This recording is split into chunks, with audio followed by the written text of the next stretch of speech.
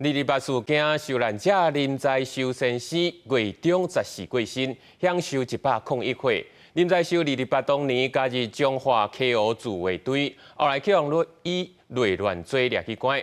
做了，伊为着替228事件罹难者去英灵庙一生来走藏。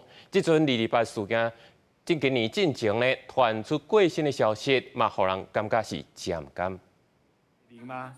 一张的相片记录着过往的228受难者林在修的一生。1926年出世的林在修，伫1942年迄年考到东京陆军航空学校，二战了后返来台湾做老师。228事件发生的时，林在修受邀请加入中华 KO 自卫队担任队长，后来因为内乱罪，互人判刑。228事件犯案，新年咧关啦吼。啊，我有一个新年有这律师有这新名，怎样讲？我的罪犯内乱罪，依法官的内乱罪拢爱判死的。律师的时候，伊要甲辩护。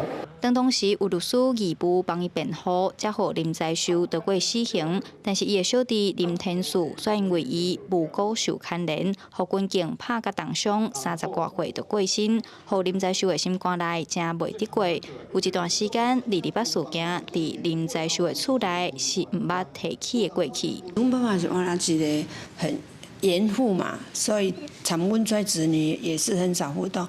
阿兄拢出去啦，干那出去剩我，我陪伊。